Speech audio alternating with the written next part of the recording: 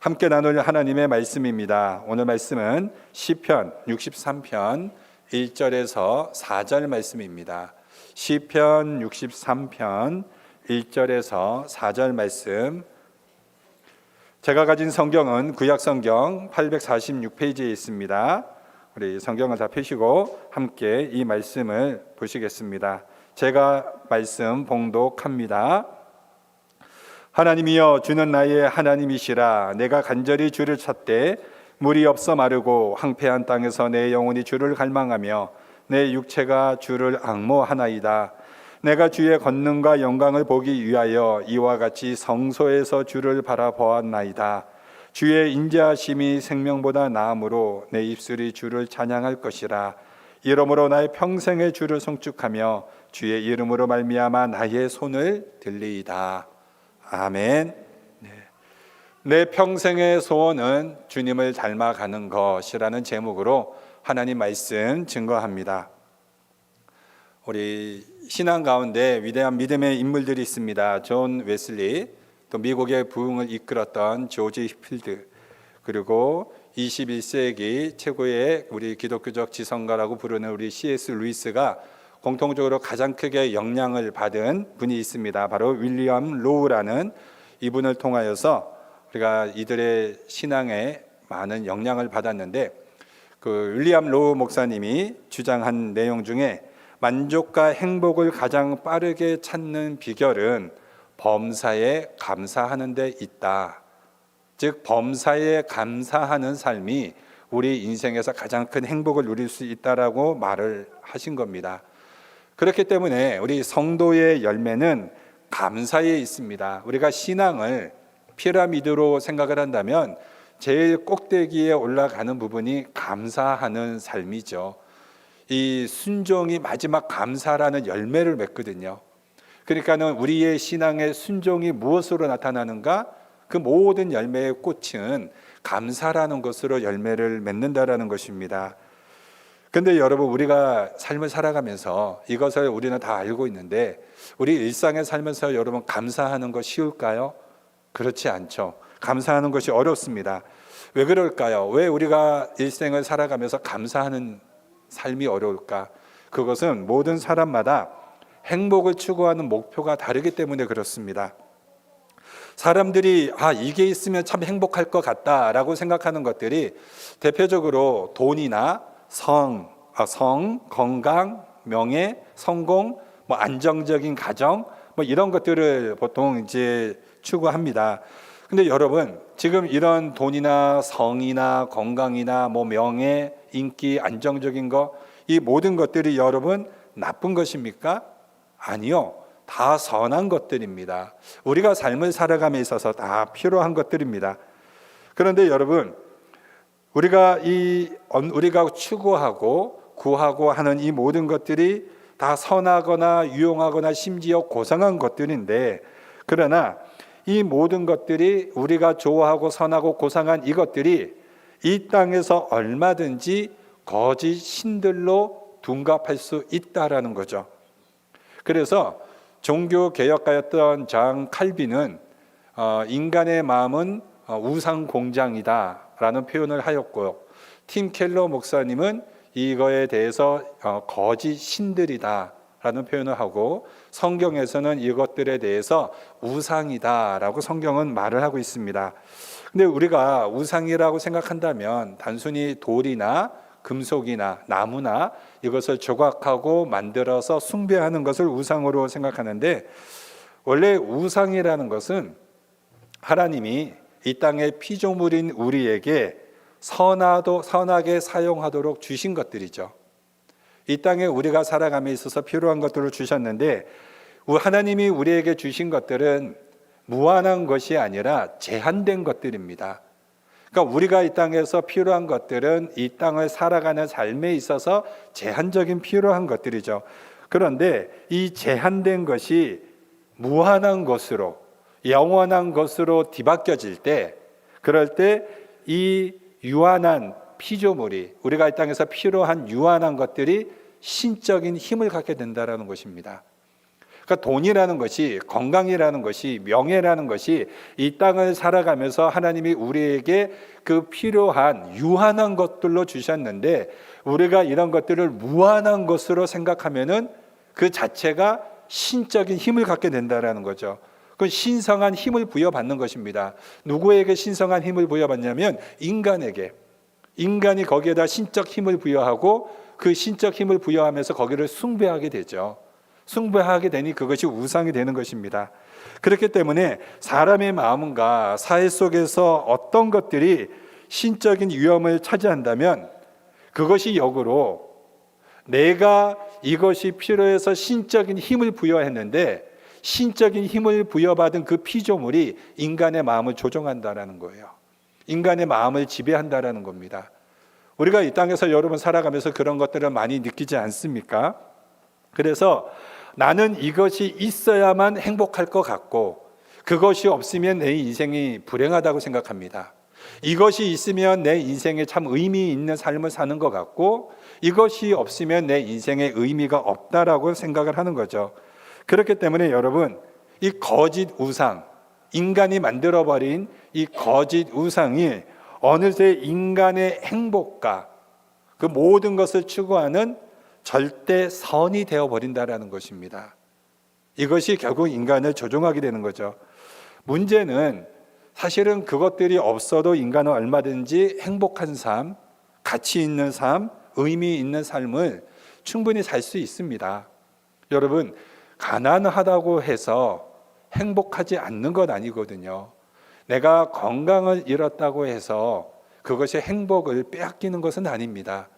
그런데 내가 돈을 잃었다고 해서 내 인생의 행복을 빼앗겼다고 생각하고, 건강을 잃어서 나는 인생이 불행하다고 생각하고, 나는 명예를 잃었는데 내 인생이 저주받았다고 생각하고 한다면은 그 모든 절대 가치가 결국은 하나님이 인간에게 유용하도록 주신 그 피조물을 절대 신으로 섬겨버리는 우상이 되어버리는 것이죠. 결국 이것이 무엇입니까? 우리가 이런 피조물의 신적인 위험을 준다면은 그 인간의 마음에 가장 빨리 사라지는 것이 무엇인가? 감사가 사라집니다, 여러분. 그 감사가 사라지면은 어떻게 되겠습니까? 인생의 삶이 항상 불행해지는 거죠. 행복이 없습니다. 왜냐하면 우리가 감사를 언제 고백합니까? 감사를 고백할 수 있는 믿음은 내 삶에서 만족함이 생겼을 때 감사가 나오는 겁니다. 그런데 내 마음에 항상 불만족이 있으니 불평이 나오고 감사를 잃어버리고 그러면 그 인생이 불행한 인생을 살아가게 되는 거죠. 뿐만 아니라 우리가 하나님을 믿는다고 고백하면서도 하나님을 내가 무엇인가 얻고자 하는 것에 대한 그 방법으로 하나님이 필요하다면 그 하나님은 우리가 믿는 하나님이 아니라 그 하나님을 다른 종교와 마찬가지로 종교의 하나의 신으로 만들어버리는 겁니다. 거짓 신으로 만들어버리는 거죠. 하나님이 절대 가치가 되어야 되고 하나님 안에서 우리가 참된 인생의 행복을 추구해야 되는데 내가 무엇인가 얻고자 하는데 하나님이 필요한 거죠. 그래서 하나님께 기도하는 겁니다. 하나님, 내 인생에 꼭 이것이 있어야만 행복합니다. 그러니 하나님이 반드시 이 기도에 응답하셔야 됩니다. 이것을 응답해 주지 않으면 나는 하나님을 하나님으로 인정하지 않겠습니다. 이렇게 우리가 신앙생활을 한다면 이거는 올바른 신앙생활이 아니죠. 하나님은 나의 욕망을 채우기 위한 도구밖에 되지 않습니다. 그러니까 이거는 잘못된 신앙이라는 거죠. 그렇다면 여러분, 우리가 인생을 살아가면서 언제 원망과 불평과 분노가 생깁니까? 대부분은 내가 무엇을 얻고자 했거나 바라고자 하는 일이 뜻대로 되지 않을 때 이런 것들이 생깁니다. 때론 내 생각과 내 계획대로 내 인생의 일들이 잘 풀리지 않을 때 원망과 불평과 그런 분노들이 생길 수 있습니다. 결국 여러 이유와 여러 원인들이 생길 수 있습니다. 그러나 여러 이유와 여러 원인을 파고 들어가서 그 뿌리를 찾아내면은 그 뿌리에는 나라는 존재가 하나님보다 더 중요한 위치에 있기 때문에 그렇습니다. 하나님이 내 마음의 중심에 있는 것이 아니라 내 마음의 중심에 내가 있으니 내가 만족하고 내가 계획하고 내가 바라는 것들이 뜻대로 되지 않으면 원망과 불평이 생기는 거죠. 그게 출애굽한 이스라엘 백성들이 광야에서 끊임없이 반복했던 죄 아닙니까? 하나님 앞에 10번이나 원망하고 불평해서 가나안 땅에 들어가지 못한 이유가 뭡니까? 그들이 그 마음의 중심을 하나님으로 두지 않았기 때문에 그렇습니다. 성도 여러분, 우리가 이제 영어에서 우리 감사라는 이 단어, 이 땡스라는 단어와 생각하다라는 이 생각이라는 띵크라는 이 단어가 같은 어원에서 우리가 생겼다라는 것은 우리가 다 알고 있습니다. 먼저 이 초기에 생각이라는 이 띵크라는 생각이라는 이 단어에서 이 생각이 무엇에 대한 생각인가, 무엇에 대한 기억인가, 이것은 고마운 마음을 기억하고 마음에 담아두는 것에 대한 의미로 이 띵크에서 이 땡스가 나온 거죠. 그러니까 생각에서 감사라는 이 단어가 나뉘어지게 된 계기가 내가 무엇을 생각하느냐에 따라 내 삶에서 감사가 나올 수도 있고 내 삶에서 원망과 불평이 될 수도 있다라는 것입니다. 그러니까 어떤 각도에서 어떤 시각에서 내 삶을 바라볼 것이냐. 여러분, 우리가 이 땅을 살아가면서 얼마든지 원망과 불평이 내 시각을 조금만 바꾸면 얼마든지 감사의 고백이 될 수 있다라는 것입니다. 그리고 내가 얼마든지 감사하며 살아갈 수 있음에도 불구하고 그 시각을 조금만 돌려버리면 원망과 불평이 나오는 거죠. 우리가 감사하는 삶으로 살아가게 되면 아까 말씀드렸던 윌리엄 로우의 말처럼 그 인생이 참으로 행복하게 살아갈 것입니다. 반대로 우리가 시각을 돌려서 원망과 불평으로 살아가는 삶이라면 그 인생이 참으로 불행해지게 되겠죠. 그러니까 우리가 삶을 살아가면서 끊임없는 원망과 불평을 반복해 보십시오. 가장 힘든 것이 가장 옆에 있는 사람들이 가장 어렵습니다. 가장 힘들죠. 우리가 살아가는 삶은 여러분 만족과 불만이 공존합니다. 어떤 부분에서는 감사의 조건들이 있는데 또 어떤 부분에서는 불만적인 부분들이 생기기 시작합니다. 그래서 나는 감사할 것인가 아니면 원망하고 불평할 것인가, 여기는 내가 무엇을 바라보고 있는가로 결정이 됩니다.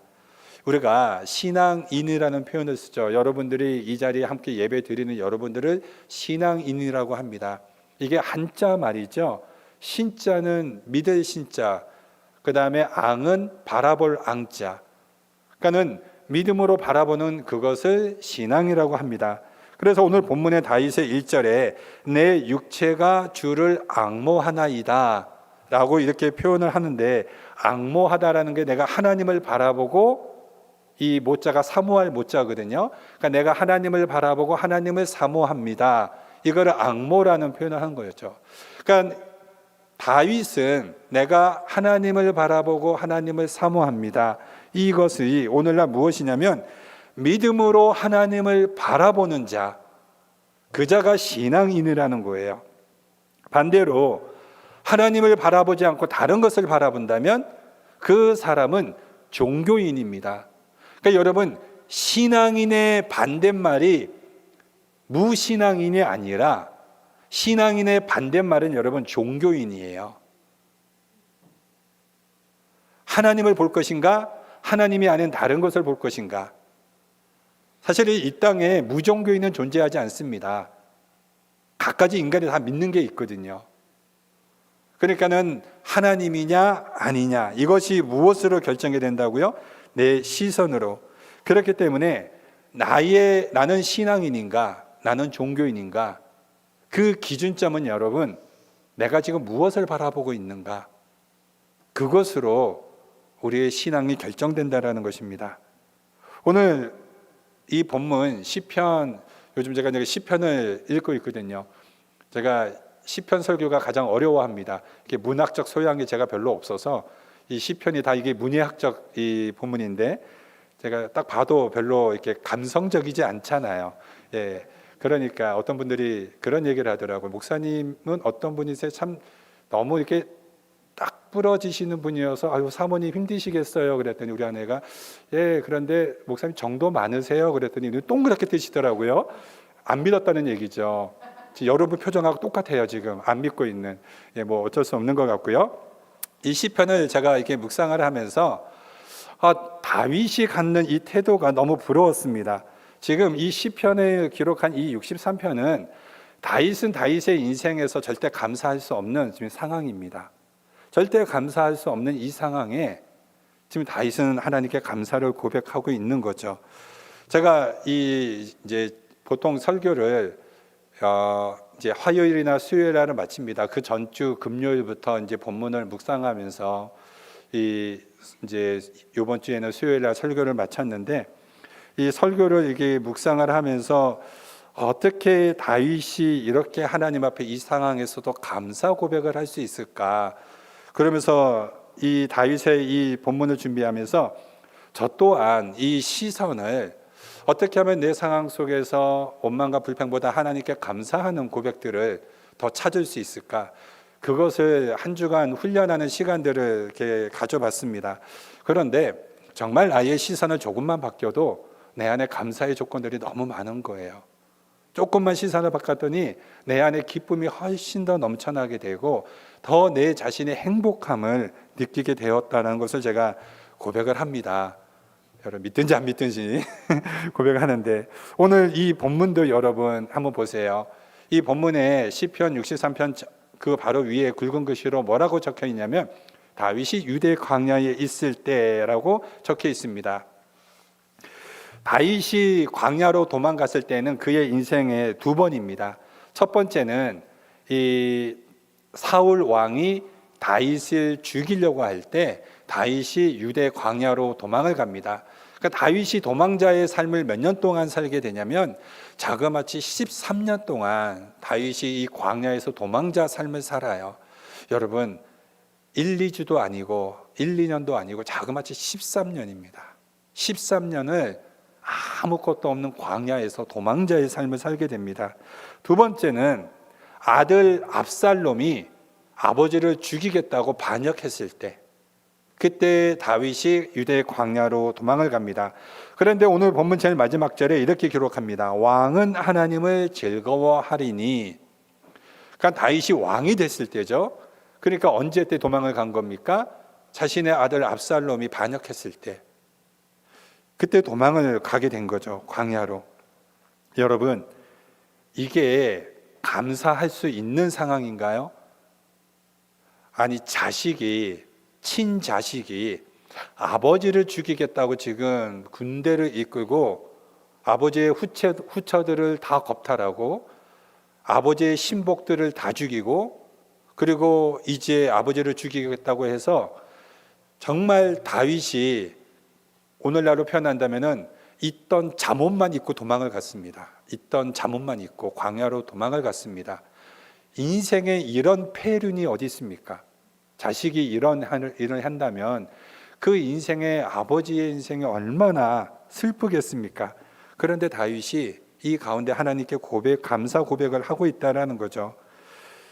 저는 아무리 생각해봐도 이 상황을 머릿속에서 그림을 그려봐도 도대체 감사할 수 없을 것 같은데 어떻게 다윗은 이 같은 삶 속에서도 이렇게 감사를 고백할 수 있을까?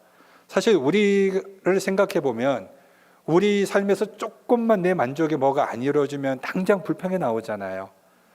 오늘 뭐 이거 왜 이래? 왜 이렇게 날씨가 더워? 아침에 일어날 때마다 몸이 안 좋으면 죽겠다 하면서 일어나고, 피곤해 죽겠다, 배고파 죽겠다, 더워 죽겠다. 한국 사람들 참 죽을 이유도 많잖아요.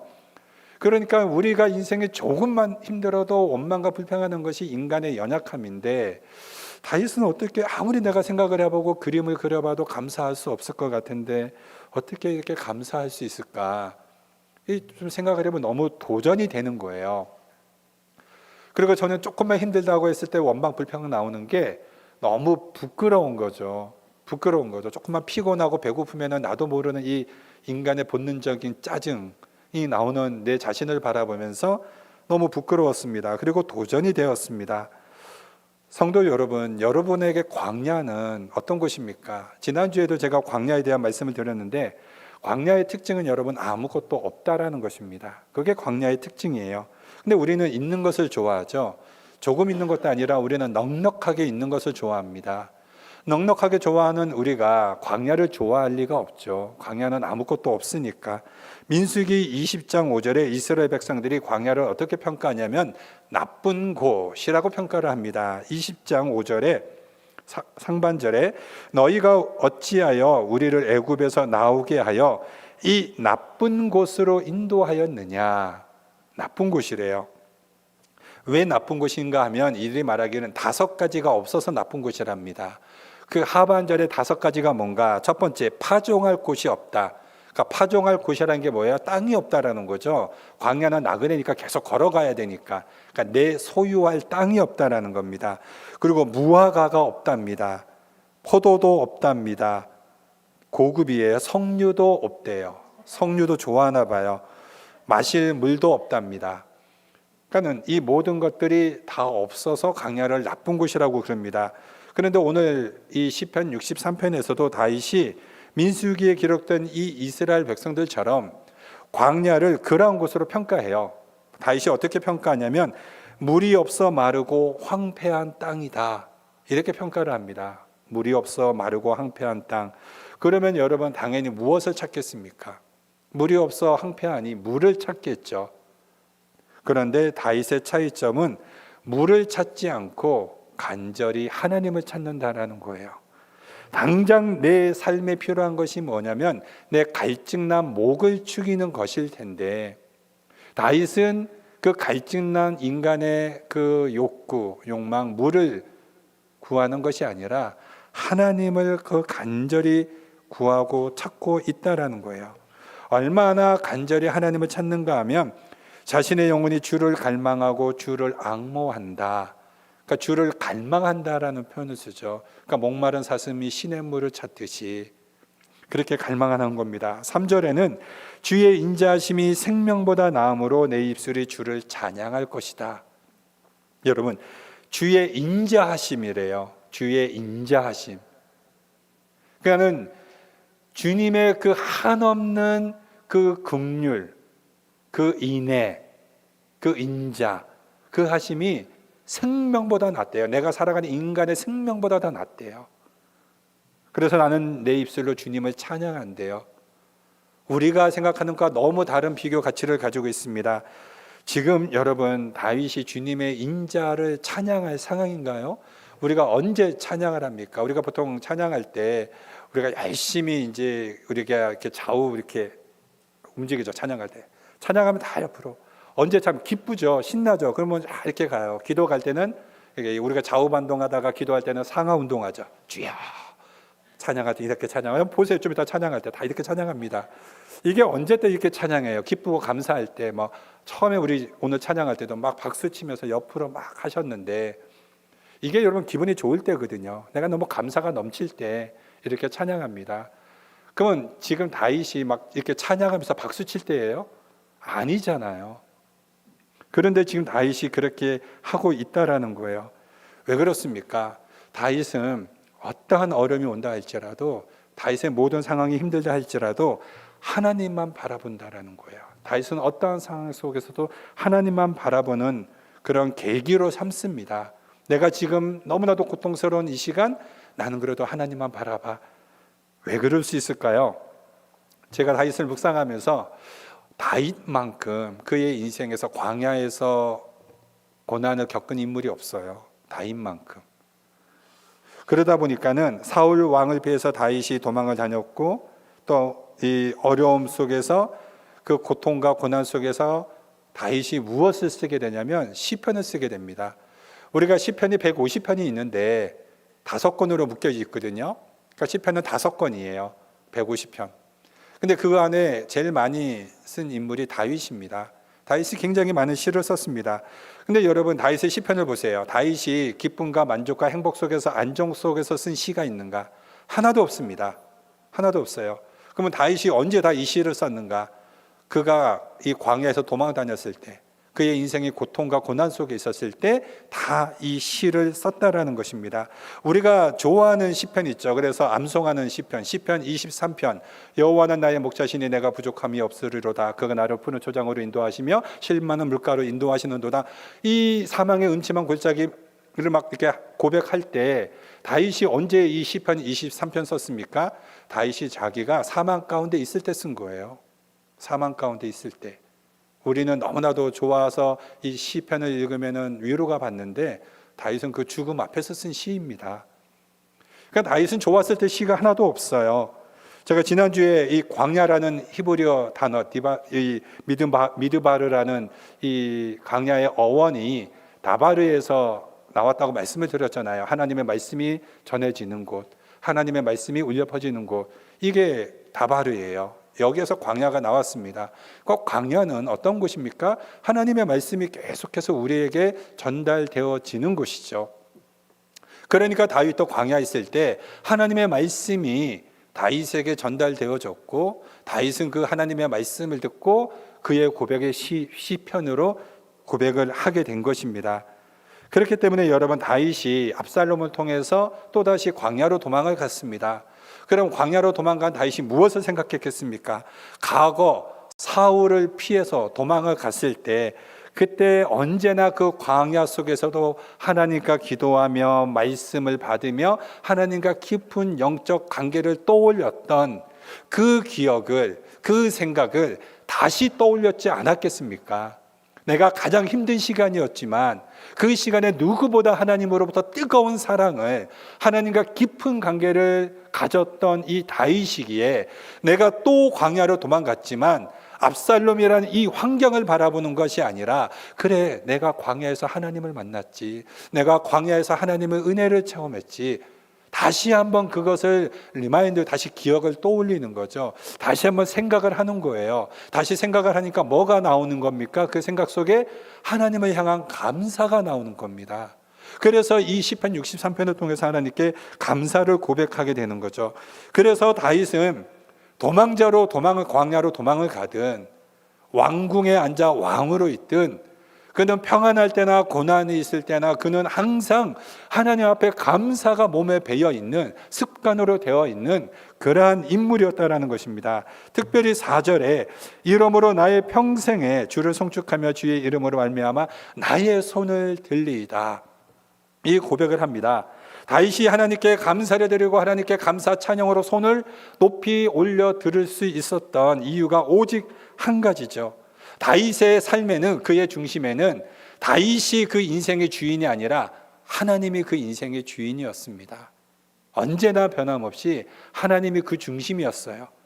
그렇게 왕이 되어서도 하나님만을 경외하고 하나님을 예배하였고, 다윗의 평생의 소원이 뭐였습니까?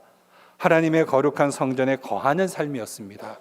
다윗이 평생의 소원이 하나님의 성전에 내가 거하고 싶다. 그 말은 무슨 뜻입니까? 그 성전 안에 들어가 살고 싶다라는 그 단순히 공간의 의미, 육체의 의미가 아니라 나는 평생 하나님과 함께 관계하며 살고 싶다. 내 인생은 오직 하나님만 믿고 의지하고 하나님하고 시선을 떼고 싶지 않다. 하나님과 함께 더불어 살고 싶은 다윗의 소원이었죠. 그래서 다윗은 시편 27편 4절에 이렇게 고백합니다. 내가 여호와께 바라는 한 가지 일, 그것을 구하리니 곧 내가 내 평생에 여호와의 집에 살면서 여호와의 아름다움을 바라보며 그의 성전에서 사모하는 그것이라. 다윗은 그것으로 만족하고 기뻐합니다. 그러니 지금 자식이 반역하여서 내가 도망자로 간다 하였을지라도 다윗의 중심은 결코 흔들리지 않습니다. 그곳에서도 다윗은 하나님으로 인하여 기뻐하고 감사하며 감사의 고백을 할 수 있었던 것이죠. 언제나 하나님이 그 안에 중심이었기 때문에. 그 한웅 목사님이 쓴 그 찬양이 있습니다. 찬양의 가사가 있는데 그게 소원이라는 찬양이에요. 오늘 설교를 마치고 우리 또 함께 이 찬양을 에리 집사님과 함께 우리가 불러보기를 원하는데요. 그 가사에 이렇게 가사가 시작이 됩니다. 삶의 작은 일에도 그 마음을 알기 원하네. 그 길, 그 좁은 길로 가기 원해. 나의 작음을 알고 그분의 크심을 알며 소망, 그 깊은 길로 가기 원하네. 이렇게 주보의 이 가사가 이렇게 있습니다. 제가 여러분에게 찬양을 불러드리고 싶은 마음은 굴뚝 같았는데 제가 참았어요. 여러분 시험 들까 봐. 그래서 함께 우리가 이제 이 찬양을 나중에 불러보겠습니다. 이 가사를 바라보면서도 여러분, 우리도 삶을 살아가면서 중요한 것들이 있습니다. 나의 필요한 것들이 채워지면 기쁘고 감사합니다. 그것은 여러분 사람으로 당연한 거죠. 누구나 나의 필요한 것들이 채워지면 기쁘고 감사합니다. 그러나 우리의 삶의 모든 것들이 여러분 다 채워집니까? 그렇지 않아요. 우리가 인생을 살아가면서 나의 모든 것들을 다 채우는 인생을 살아가는 것이 아니라 채울 수 없다라는 것을 내 한계를 배우고 깨닫고 하나님을 구하는 인생을 우리는 살아가는 것이 우리가 바로 크리스찬의 삶이라는 거예요. 삶이 내 뜻대로 내 계획대로 됩니까, 여러분? 만약에 삶이 제 뜻대로 제 계획대로 된다면 저는 고등학교 때 많은 우리 목사님과 교회 분들이 너는 신학을 해라 했을 때 전 절대 목회자 안 된다고 그랬어요. 근데 목회자의 길로 가게 됐습니다. 목회자의 길로 가게 될 때 제가 하나님께 그랬어요. 하나님, 저 절대 개척교회 목사 안 합니다 했는데 하나님이 개척교회 시켰어요. 그러니까 내 삶이 제 인생대로 하나도 된 적이 없습니다. 그러니까 제 인생을 제 뜻대로 하기보다는 하나님의 뜻이 어디에 있나, 하나님의 뜻이 무엇인가에 그 뜻을 맡기는 삶을 살아가게 되죠. 그러다 보니까는 인생이 이렇게 힘들지 않고 고통스럽지 않고 많은 어려움이 있어도 감사의 고백을 찾을 수 있는 것 같아요. 우리가 감사하며 살아가려면 어찌 해야 할까요? 아까 이 찬양의 우리 소원이라는 가사처럼 삶의 작은 일에도 그 마음을 알기 원하네. 그 길, 그 좁은 길로 가기 원해. 나의 작음을 알고 그분의 크심을 알며 소망, 그 깊은 길로 가기 원하네. 우리 삶의 소원이 주님을 더욱더 깊이 알아가는 것이라면, 내 삶의 계획이 내 뜻대로 되지 않는다 할지라도 내 인생의 소원이 주님을 더욱더 알아가고 주님을 닮아가는 것이라면 우리는 얼마든지 내 인생에 기쁘고 감사하며 행복한 삶을 살 수 있다는 것입니다. 예수님께서는 십자가에 잡히시기 전날 밤은 겟세마네 동산에서 잔을 놓고 기도하셨습니다. 아버지여, 내가 이 잔을 옮겨지기 원합니다. 그러나 내 뜻대로 하지 마시옵고 아버지의 원대로 하옵소서. 그런데 예수님은 나의 소원은 이 잔이 옮겨지는 것입니다. 이 잔을 감당하기가 너무 고통스럽습니다. 그러나 내 소원대로 하지 마시고 아버지의 소원대로 하여 주시옵소서. 그리고 예수님은 그 아버지의 소원대로 십자가에 죽으셨습니다. 그럼 아버지의 소원은 뭐였습니까? 아버지의 소원은 그 독생자 아들을 십자가에 못 박아서라도 우리를 살리는 것이었습니다. 우리를 죄에서 살려서 하나님 거룩한 하나님 나라 구원의 백성으로 삼는 게 아버지의 소원이었어요. 그래서 그 아버지의 소원을 이루시기 위해서 예수님을 십자가에 달리시게 하셨습니다.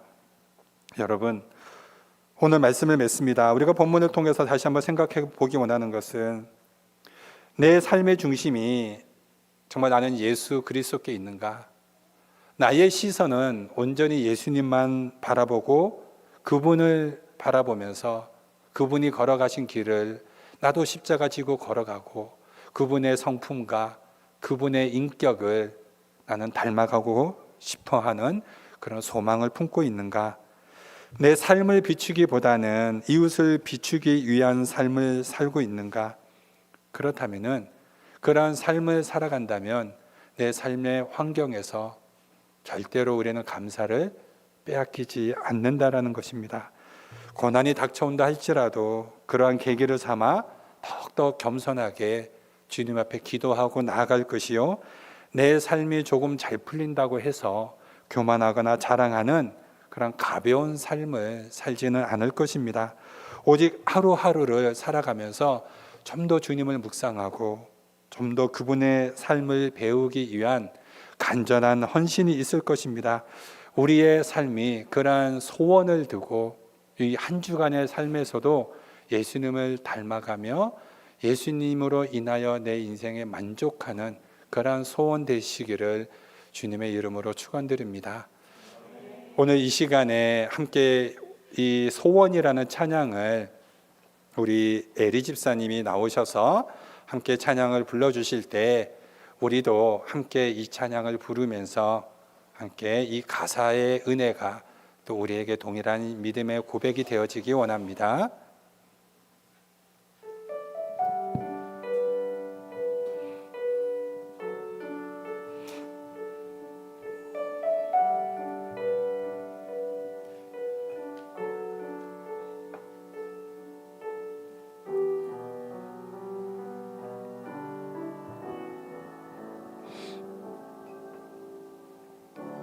삶의 작은 일에도 그 마음을 알기 원하네. 그 길, 그 좁은 길로 가기 원해. 나의 작음을 알고 그분의 크심을 알며 소망 그 깊은 길로 가기 원하네.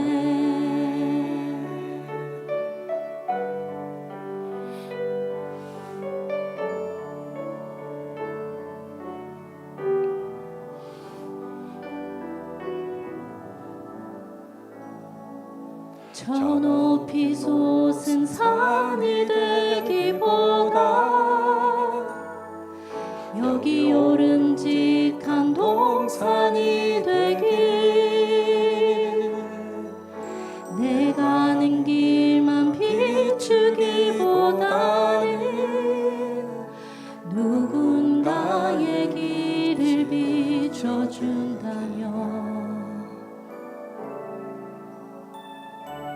내가 노래하듯이 또 내가 얘기하듯이 살기, 난 그렇게 주기 원하네. 삶의 한 절이라도 그분을 닮기 원하네. 사랑 그 높은 길로 가기 원하네.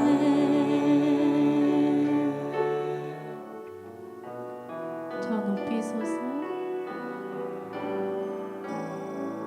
저 높이 솟은 산이 되기보다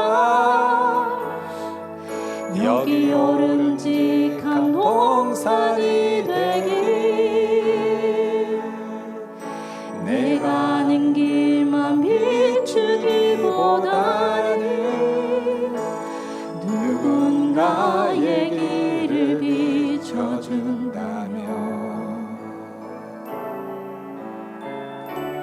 내가 노래하듯이 또 내가 얘기하듯이 살기, 난 그렇게 주기 원하네. 삶의 한 절이라도 그분을 닮기 원하네. 사랑 그 높은 길로 가기 원하네. 그 좁은 길로 가기 원하네. 그 깊은 길로 가기 원하네.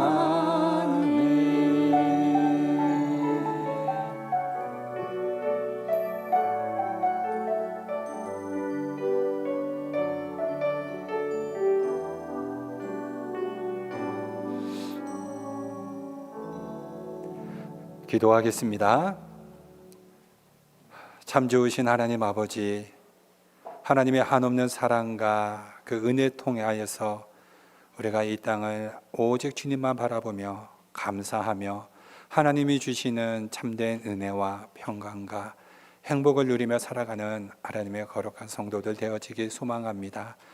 우리 평생의 소원이 주님을 닮아가며 시선을 주님께 고정하며 주님이 주시는 참된 은혜를 누리며 살아가는 거룩한 하나님의 자녀들 되게 하여 주시옵소서.